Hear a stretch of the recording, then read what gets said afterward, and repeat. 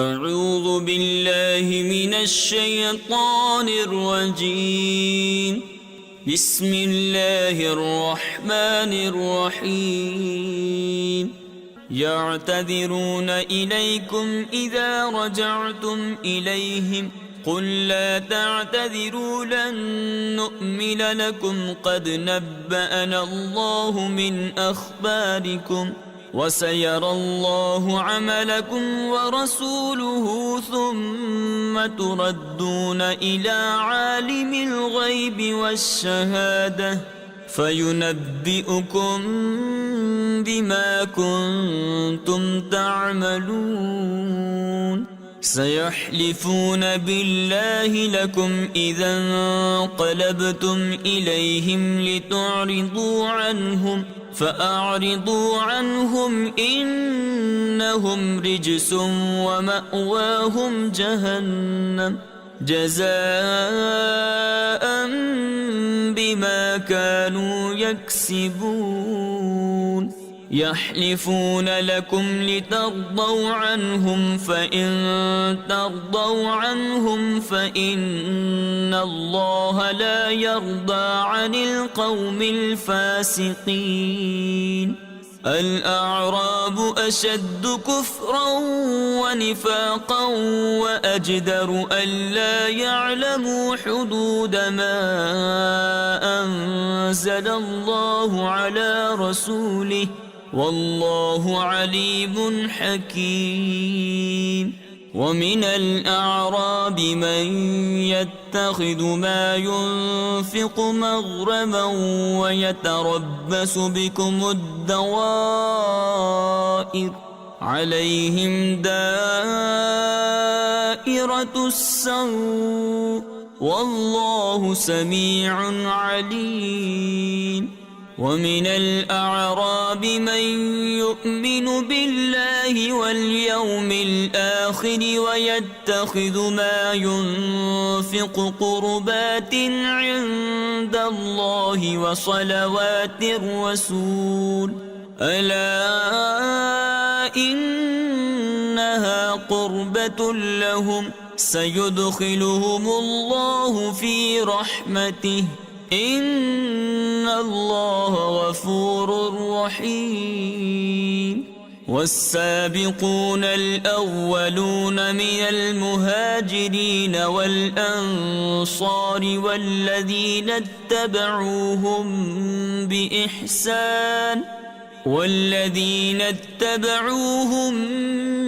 بإحسان رضي الله عنهم ورضوا عنه وأعد لهم جنات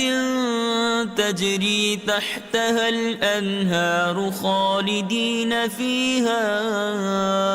أبدا ذلك الفوز العظيم. وممن حولكم من الأعراب منافقون ومن أهل المدينة مردوا على النفاق لا تعلمهم نحن نعلمهم سنعذبهم مرتين ثم يردون إلى عذاب عظيم. وآخرون اعترفوا بذنوبهم خلطوا عملا صالحا وآخر سيئا عسى الله أن يتوب عليهم إن الله غفور رحيم. خذ من أموالهم صدقة تطهرهم وتزكيهم بها وصل عليهم إن صلاتك سكن لهم والله سميع عليم. ألم يعلموا أن الله هو يقبل التوبة عن عباده ويأخذ الصدقات وأن الله هو التواب الرحيم. وقل اعملوا فسيرى الله عملكم ورسوله والمؤمنون وستردون إلى عالم الغيب والشهادة فينبئكم بما كنتم تعملون وآخرون مرجون لأمر الله إما يعذبهم وإما يتوب عليهم والله عليم حكيم والذين اتخذوا مسجدا ضرارا وكفرا وتفريقا بين المؤمنين وإرصادا لمن حارب الله ورسوله من قبل وليحلفن إن أردنا إلا الحسنى والله يشهد إنهم لكاذبون لا تقم فيه أبدا لمسجد أسس على التقوى من أول يوم أحق أن تقوم فيه رجال يحبون أن يتطهروا والله يحب المطهرين أفمن أسس بنيانه على تقوى من الله ورضوان خير أم من أسس بنيانه على شفا جرف هار فانهار به في نار جهنم والله لا يهدي القوم الظالمين لا يزال بنيانهم الذي بنوا ريبة في قلوبهم إلا أن تقطع قلوبهم والله عليم حكيم إن الله اشترى من المؤمنين أنفسهم وأموالهم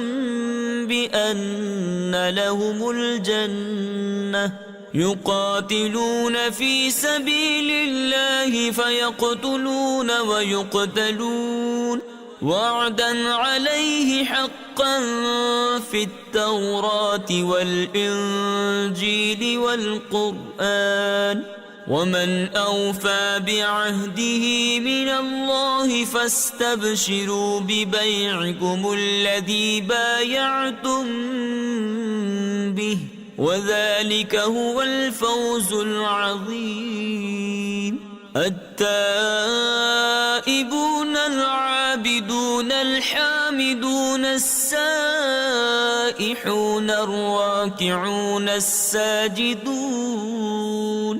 الراكعون الساجدون الآمرون بالمعروف والناهون عن المنكر والحافظون لحدود الله وبشر المؤمنين ما كان للنبي والذين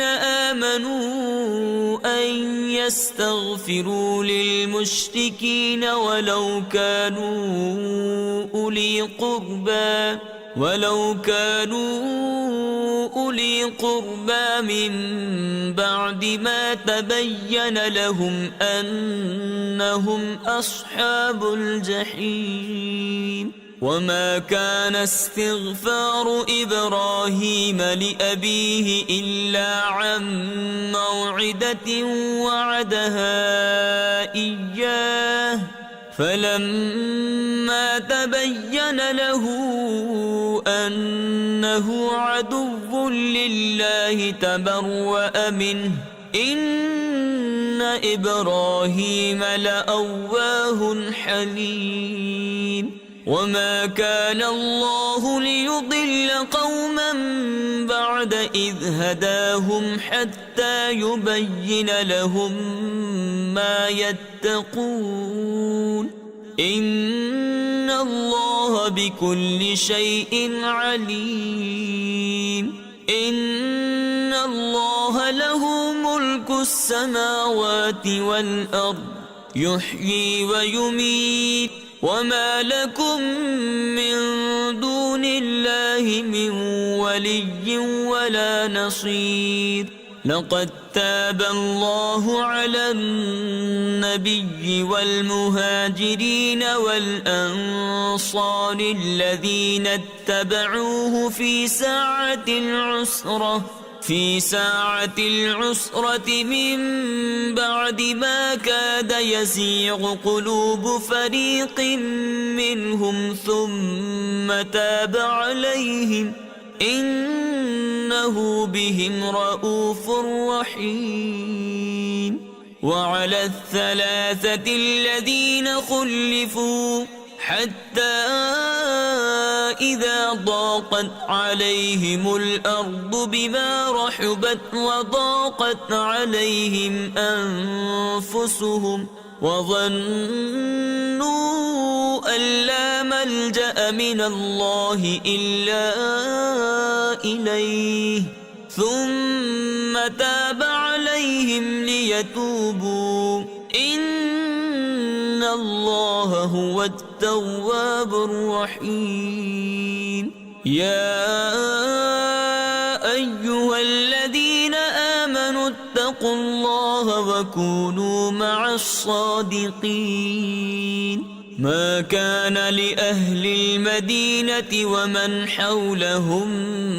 من الأعراب أن يتخلفوا عن رسول الله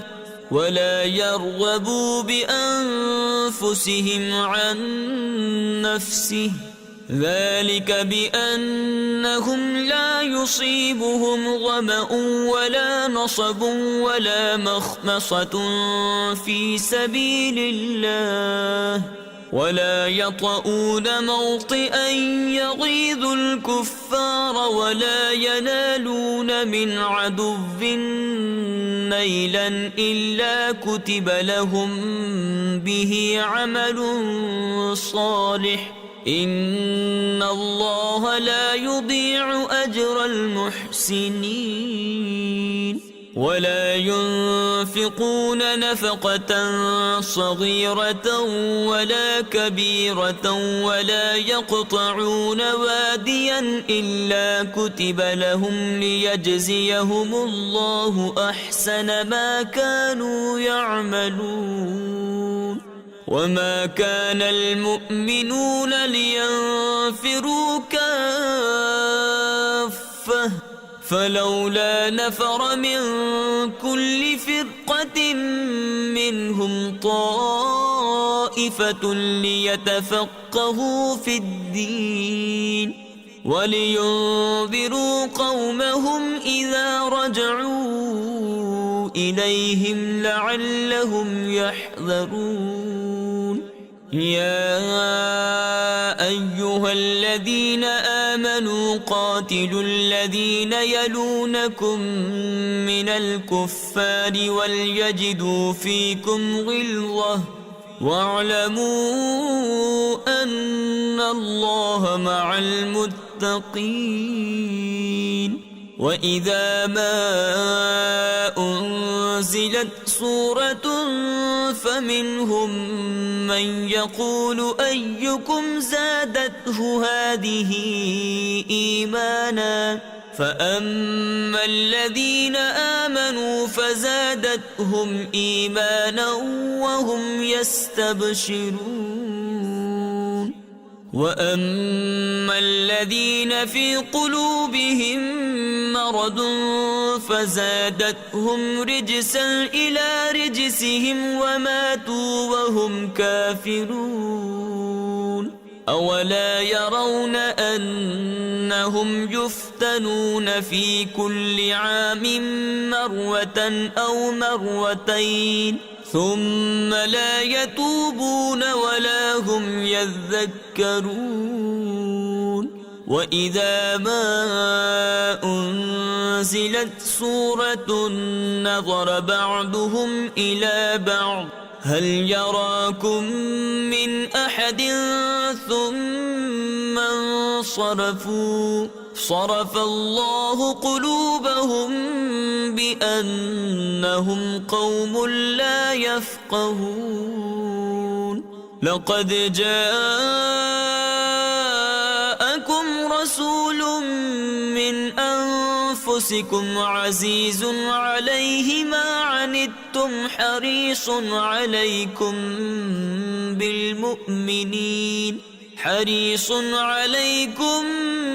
بالمؤمنين رؤوف رحيم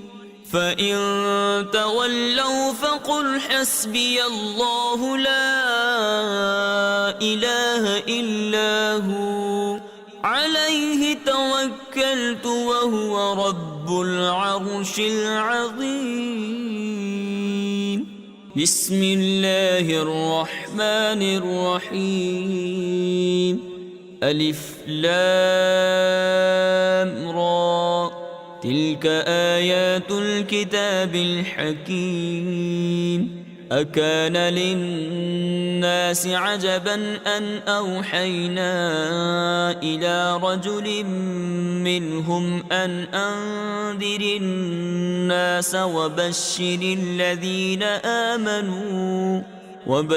الذين آمنوا أن لهم قدم صدق عند ربهم قال الكافرون إن هذا لساحر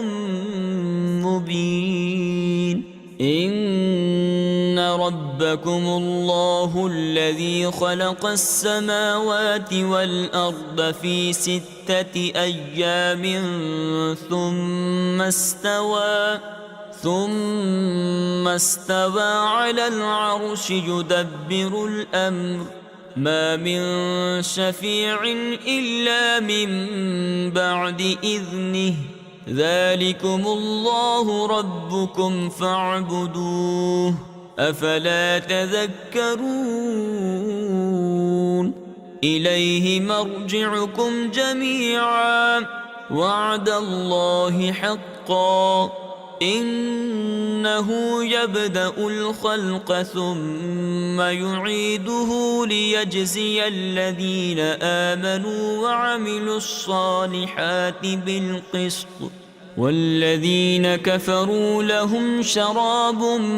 من حميم وعذاب أليم بما كانوا يكفرون هو الذي جعل الشمس ضياء والقمر نورا وقدره منازل لتعلموا عدد السنين والحساب ما خلق الله ذلك إلا بالحق يفصل الآيات لقوم يعلمون إن في اختلاف الليل والنهار وما خلق الله في السماوات والأرض لآيات لقوم يتقون إن الذين لا يرجون لقاءنا ورضوا بالحياة الدنيا واطمأنوا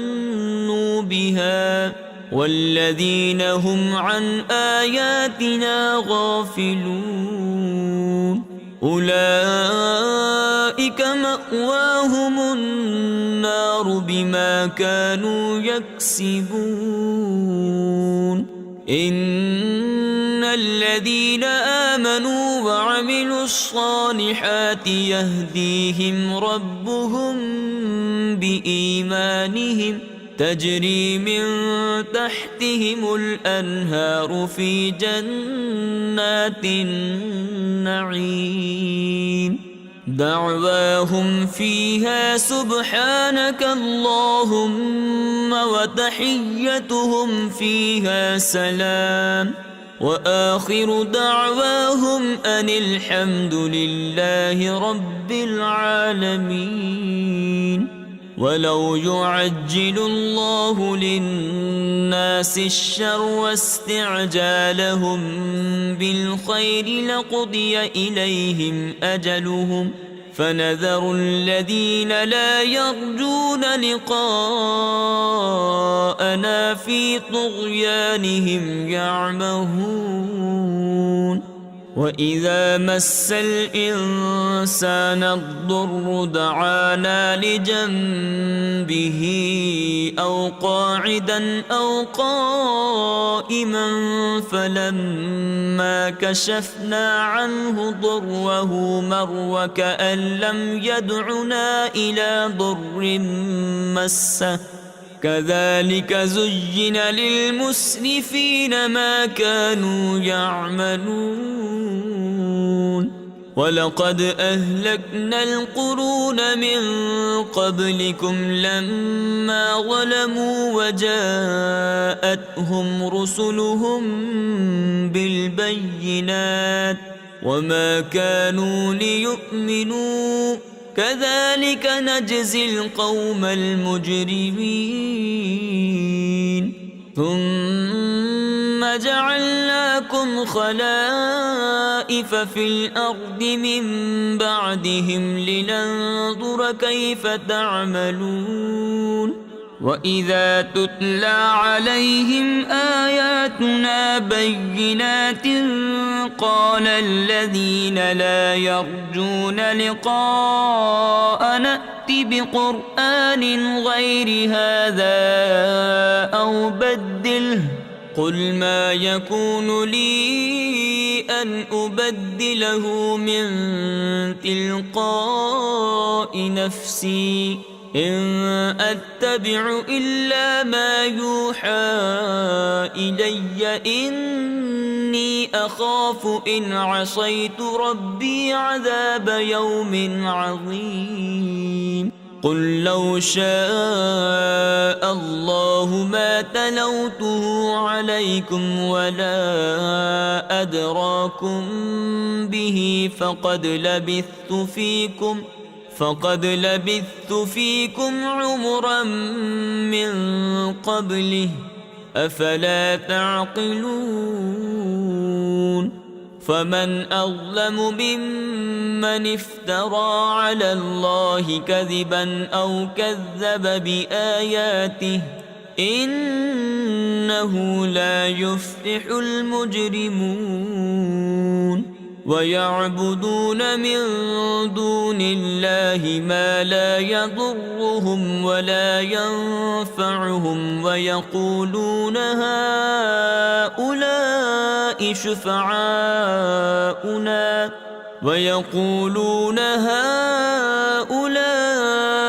شفعاؤنا عند الله قل أتنبئون الله بما لا يعلم في السماوات ولا في الأرض سبحانه وتعالى عما يشركون وما كان الناس إلا أمة واحدة فاختلفوا ولولا كلمة سبقت من ربك لقضي بينهم فيما فيه يختلفون ويقولون لولا أنزل عليه آية من ربه فقل إنما الغيب لله فانتظروا إني معكم من المنتظرين وإذا أذقنا الناس رحمة من بعد ضراء مستهم إذا لهم مكر في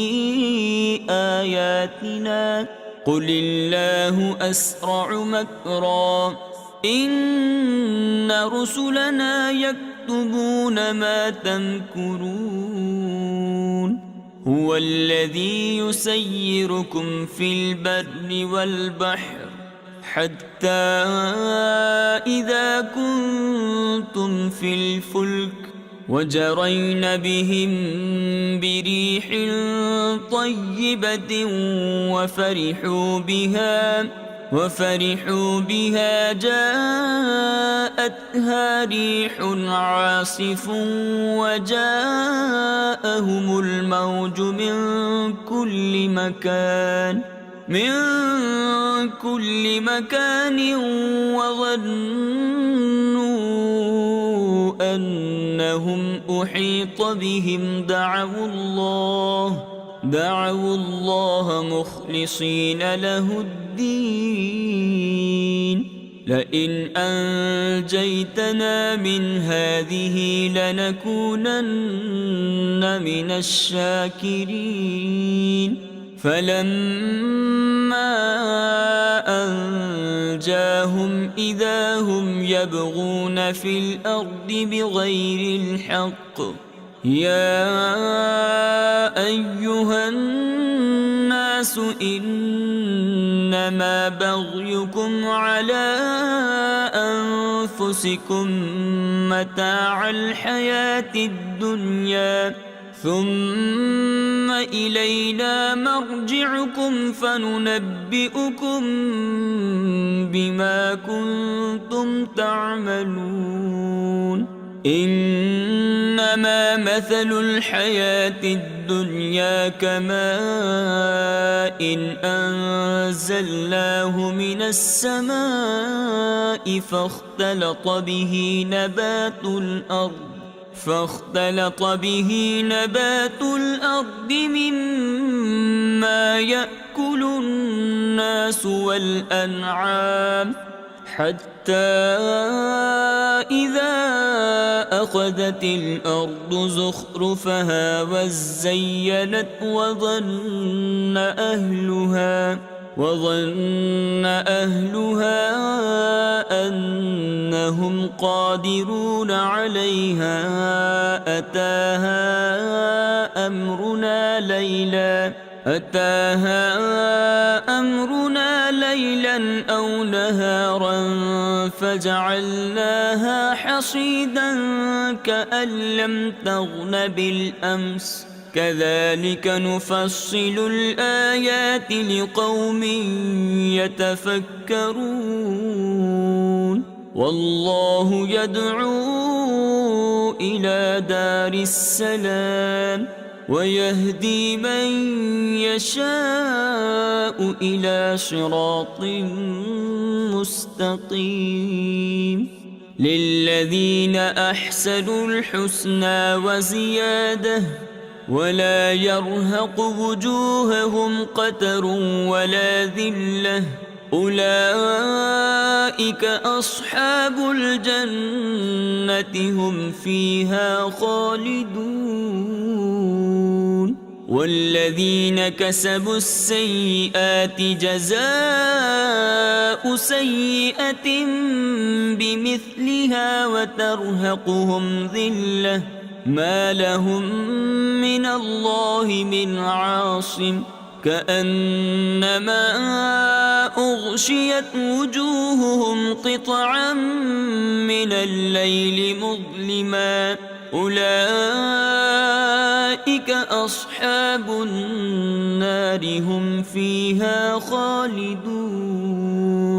ويوم نحشرهم جميعا ثم نقول للذين أشركوا مكانكم أنتم وشركاؤكم فزيلنا بينهم وقال شركاؤهم ما كنتم إيانا تعبدون فكفى بالله شهيدا بيننا وبينكم إن كنا عن عبادتكم لغافلين هنالك تبلو كل نفس ما أسلفت وردوا إلى الله مولاهم الحق وضل عنهم ما كانوا يفترون قل من يرزقكم من السماء والأرض أم من يملك السمع والأبصار ومن يخرج الحي من الميت ويخرج الميت من الحي ومن يدبر الأمر فسيقولون الله فقل أفلا تتقون فذلكم الله ربكم الحق فماذا بعد الحق إلا الضلال فأنى تصرفون كذلك حقت كلمة ربك على الذين فسقوا أنهم لا يؤمنون قل هل من شركائكم من يبدأ الخلق ثم يعيده قل الله يبدأ الخلق ثم يعيده فأنى تؤفكون قل هل من شركائكم من يهدي إلى الحق قل الله يهدي للحق أفمن يهدي إلى الحق أحق أن يتبع أم من لا يهدي إلا أن يهدى فما لكم كيف تحكمون وما يتبع أكثرهم إلا ظنا إن الظن لا يغني من الحق شيئا إن الله عليم بما يفعلون وما كان هذا القرآن أن يفترى من دون الله ولكن تصديق الذي بين يديه وتفصيل الكتاب لا ريب فيه من رب العالمين أم يقولون افتراه قل فأتوا بسورة مثله وادعوا من استطعتم من دون الله إن كنتم صادقين بل كذبوا بما لم يحيطوا بعلمه ولما يأتهم تأويله كذلك كذب الذين من قبلهم فانظر كيف كان عاقبة الظالمين ومنهم من يؤمن به ومنهم من لا يؤمن به وربك أعلم بالمفسدين وإن كذبوك فقل لي عملي ولكم عملكم أنتم بريئون مما أعمل وأنا بريء مما تعملون ومنهم من يستمعون إليك أفأنت تسمع الصم ولو كانوا لا يعقلون ومنهم من ينظر إليك أفأنت تهدي العمي ولو كانوا لا يبصرون إن الله لا يظلم الناس شيئا ولكن الناس أنفسهم يظلمون ويوم يحشرهم كأن لم يلبثوا إلا ساعة من النهار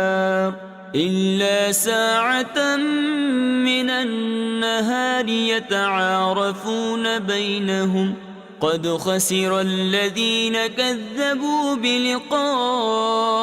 الله وما كانوا مهتدين وإما نرينك بعض الذي نعدهم أو نتوفينك فإلينا مرجعهم ثم الله شهيد على ما يفعلون ولكل أمة رسول فإذا جاء رسولهم قضي بينهم بالقسط وهم لا يظلمون ويقولون متى هذا الوعد إن كنتم صادقين قل لا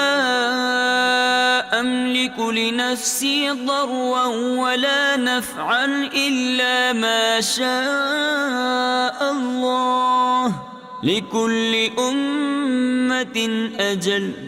إذا جاء أجلهم فلا يستأخرون ساعة ولا يستقدمون قل أرأيتم إن أتاكم عذابه بياتا أو نهارا ماذا يستعجل منه المجرمون أثم إذا ما وقع آمنتم به الآن وقد كنتم به تستعجلون ثم قيل للذين ظلموا ذوقوا عذاب الخلد هل تجزون إلا بما كنتم تكسبون ويستنبئونك أحق هو قل إي وربي إنه لحق وما أنتم بمعجزين ولو أن لكل نفس ظلمت ما في الأرض لافتدت به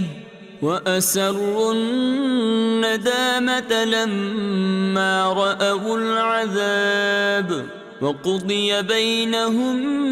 بالقسط وهم لا يظلمون ألا إن لله ما في السماوات والأرض ألا إن وعد الله حق ولكن أكثرهم لا يعلمون هو يحيي ويميت وإليه ترجعون يا أيها الناس قد جاءتكم موعظة من ربكم وشفاء لما في الصدور وهدى ورحمة للمؤمنين قل بفضل الله وبرحمته فبذلك فليفرحوا هو خير مما يجمعون قل أرأيتم ما أنزل الله لكم من رزق فجعلتم منه حراما وحلالا قل الله أذن لكم أم على الله تفترون وما ظن الذين يفترون على الله الكذب يوم القيامة إن الله له فضل على الناس ولكن أكثرهم لا يشكرون وما تكون في شأن وما تتلو منه من قرآن ولا تعملون من عمل ولا تعملون من عمل إلا كنا عليكم شهودا إذ تفيضون فيه وما يعزب عن ربك من مثقال ذرة في الأرض ولا في السماء ولا أصغر من ذلك ولا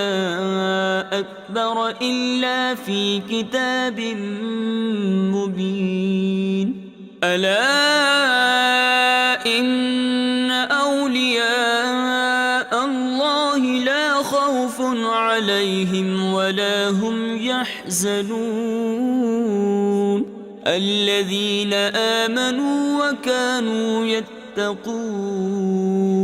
لهم البشرى في الحياة الدنيا وفي الآخرة لا تبديل لكلمات الله ذلك هو الفوز العظيم.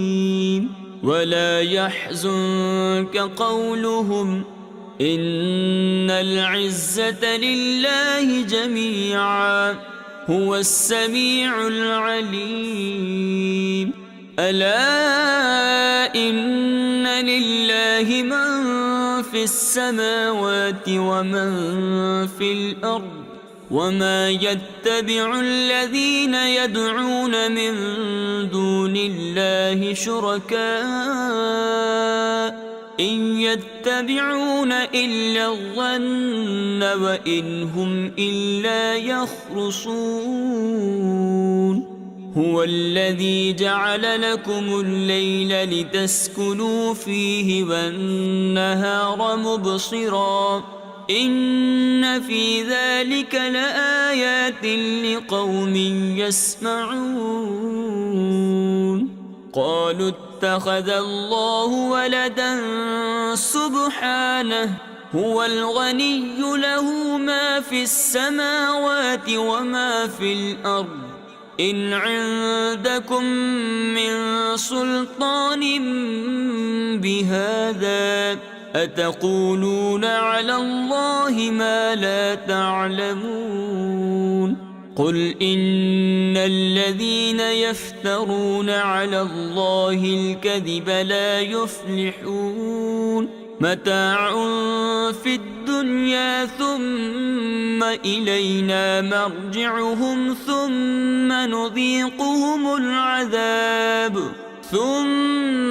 نذيقهم العذاب الشديد بما كانوا يكفرون. واتل عليهم نبأ نوح إذ قال لقومه يا قوم إن كان كبر عليكم مقامي وتذكيري بآيات الله فعلى الله توكلت فأجمعوا أمركم وشركاءكم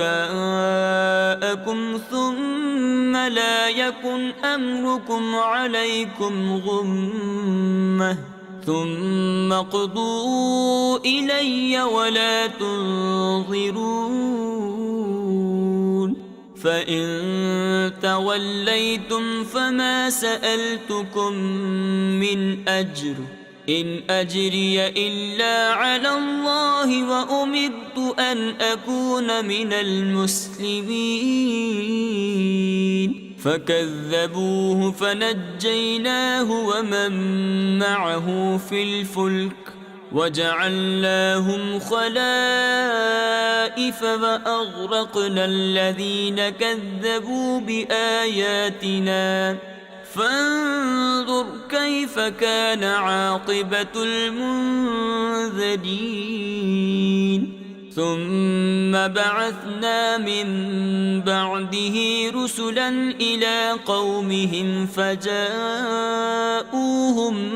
بالبينات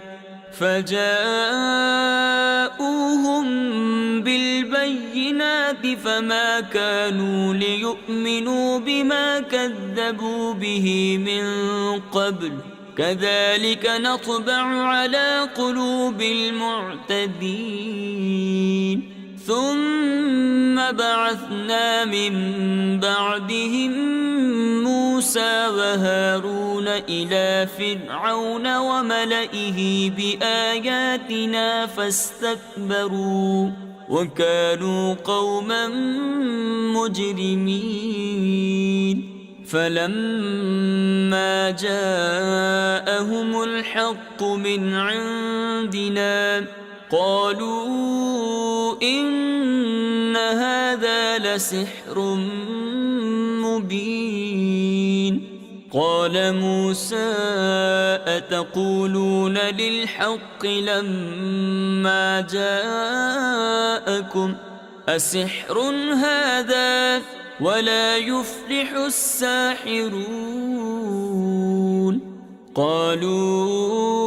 أجئتنا لتلفتنا عما وجدنا عليه آباءنا وتكون لكما الكبرياء في الأرض وما نحن لكما بمؤمنين وقال فرعون ائتوني بكل ساحر عليم فلما جاء السحرة قال لهم موسى ألقوا ما أنتم ملقون فلما ألقوا قال موسى ما جئتم به السحر إن الله سيبطله إن الله لا يصلح عمل المفسدين ويحق الله الحق بكلماته ولو كره المجرمون فما آمن لموسى إلا ذرية من قومه على خوف من فرعون وملئهم أن يفتنهم وإن فرعون لعال في الأرض وإنه لمن المسرفين وقال موسى يا قوم إن كنتم آمنتم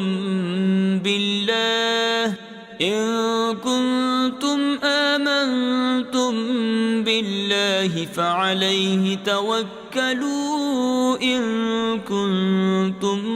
مسلمين فقالوا على الله توكلنا ربنا لا تجعلنا فتنة للقوم الظالمين ونجنا برحمتك من القوم الكافرين وأوحينا إلى موسى وأخيه أن تبوأ لقومكما بمصر بيوتا واجعلوا بيوتكم قبلة وأقيموا الصلاة وبشر المؤمنين وقال موسى ربنا إنك آتيت فرعون وملأه زينة وأموالا في الحياة الدنيا ربنا ليضلوا عن سبيلك ربنا اطمس على أموالهم واشدد على قلوبهم فلا يؤمنوا حتى يروا العذاب الأليم قال قد أجيبت دعوتكما فاستقيما ولا تتبعان سبيل الذين لا يعلمون وجاوزنا ببني إسرائيل البحر فأتبعهم فرعون وجنوده بغيا وعدوا حتى إذا أدركه الغرق قال آمنت أنه لا إله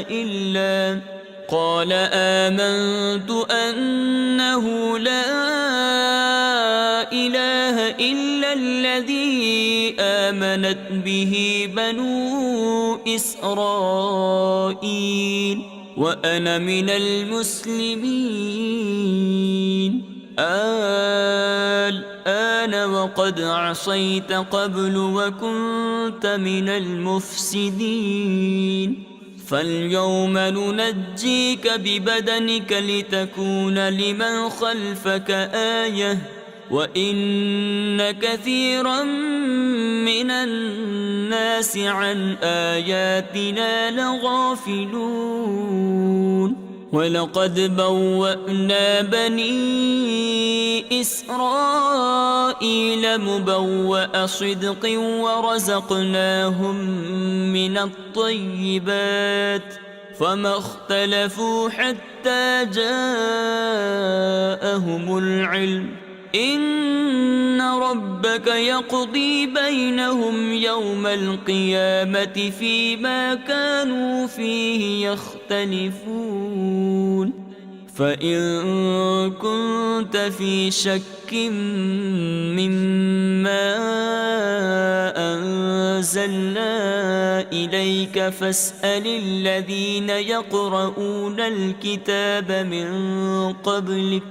لقد جاءك الحق من ربك فلا تكونن من الممترين ولا تكونن من الذين كذبوا بآيات الله فتكون من الخاسرين. إن الذين حقت عليهم كلمة ربك لا يؤمنون ولو جاءتهم كل آية حتى يروا العذاب الأليم. فلولا كانت قرية آمنت فنفعها إيمانها إلا قوم يونس لما آمنوا كشفنا عنهم عذاب الخزي في الحياة الدنيا ومتعناهم إلى حين. ولو شاء ربك لآمن من في الأرض كلهم جميعا أفأنت تكره الناس حتى يكونوا مؤمنين. وما كان لنفس أن تؤمن إلا بإذن الله ويجعل الرجس على الذين لا يعقلون. قل انظروا ماذا في السماوات والأرض وما تغني الآيات والنظر عن قوم لا يؤمنون. فهل ينتظرون إلا مثل أيام الذين خلوا من قبلهم قل فانتظروا إني معكم من المنتظرين. ثم ننجي رسلنا والذين آمنوا كذلك حقا علينا ننجي المؤمنين.